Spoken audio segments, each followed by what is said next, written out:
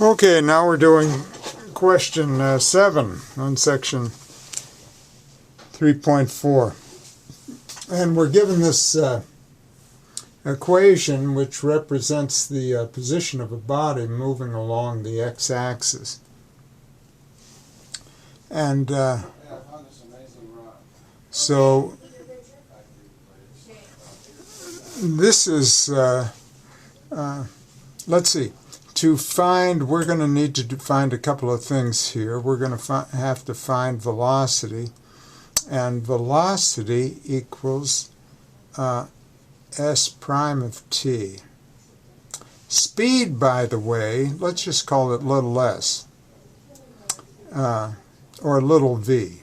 Speed equals the absolute value of s prime of t. Speed's a scalar where velocity is a vector. Also, acceleration equals the second derivative of s of t, second derivative. Okay, also distance, we'll call it d, and that equals, well, that equals the sum of the distance traveled. So we can say it's going to be the absolute value of s sub 1 plus the absolute value of s sub 2, and so on. So now let's do A. And A asks the question, find the body's acceleration each time the vector is 0. Well, before we do that, let me back off here. Let's find, we know we're going to need acceleration, so let's find s prime of t. And s prime of t equals 3t squared minus 12t plus 9, which factors, we can factor 3 out and we get t squared minus 4t plus 3, and this factors and we get 3 times t minus 1 times t minus 3. And this has peak or valley where for whatever values take each factor to 0, because whenever s prime is 0, then your tangent line is horizontal. So s prime of t equals 0 at t equals 1 or 3. Now let's find the second derivative, the acceleration, s double prime at t, and we'll take the derivative of this thing here, and we get 6t minus 12, and factoring a 6 out of each term, we get t minus 2. So the s double prime of t equals 0 at t equals 2. Also, let's graph this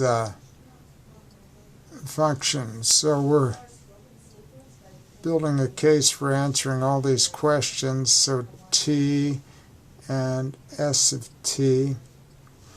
And notice this has a 0 at t equals 0. It also has a 0 at 3. So 1, 2, 3. It's going to have a 0 at 3. And by the way, the right-hand behavior is going to be positive because the leading coefficient is positive. So the right-hand behavior is going to go up like that. We know we have a 0 here. Now, let's see. Let's start answering some questions. So A, it says find the body's acceleration each time the velocity is 0. Well, the velocity is 0 at 1 and 3. So, and they said velocity, didn't they? Yes. Acceleration. Find the acceleration each time the velocity is 0.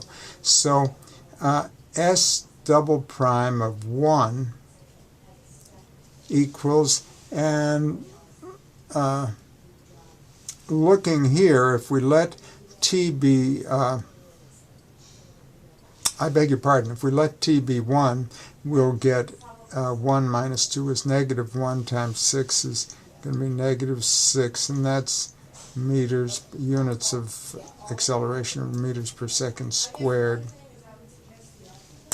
And now, excuse me, I have to evaluate that S double prime when t is 1.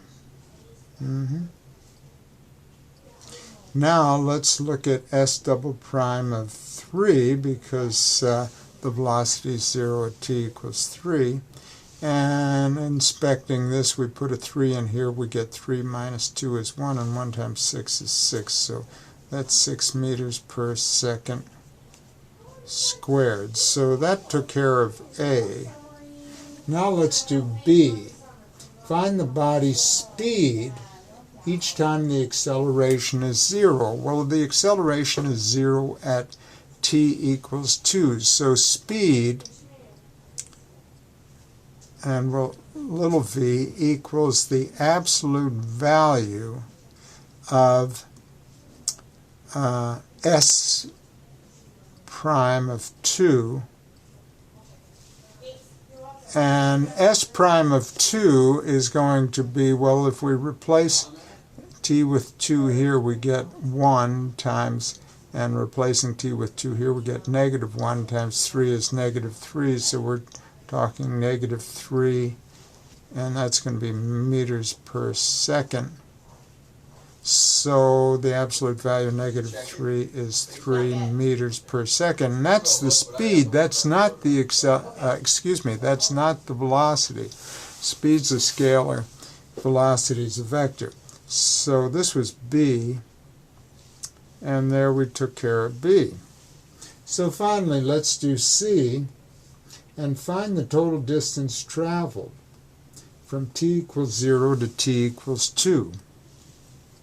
So see, in that distance, that's just the distance. By the way, we better graph this. And so S of, by the way, if we look at S of 1, replacing each t with 1, we'll get 4. So 1 plus 9 is 10, and 10 minus 6 is 4. So we're at 1, 4, and that's, and by also, since 2 was a critical, or a value we're interested in, if we replace S with a 2, or you can do it right here, you'll get 1 times 2 is 2, and so here we are at 2, 2, and here we are at 1, 4. And let's see, we got a, oh boy, and there. Okay, so now look, the vertical distance traveled from here to there was 4 units.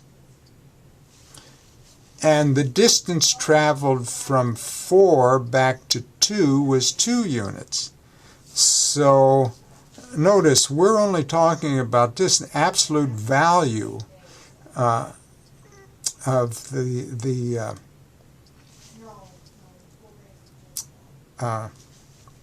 appropriate displacement. So 4 units traveled in this direction, another 2 units traveled in this direction, that equals 4 plus 2, which equals 6. And that's going to be 6 meters. 6 meters. So the distance traveled is 6 meters. And you can also do that by looking at D equals the absolute value of S of 1 minus S of 0 plus the absolute value of S of 2 minus S of 1. So you'll come up with the same values. This will give you a 4 and this will give you a 2. Okay, and we're done.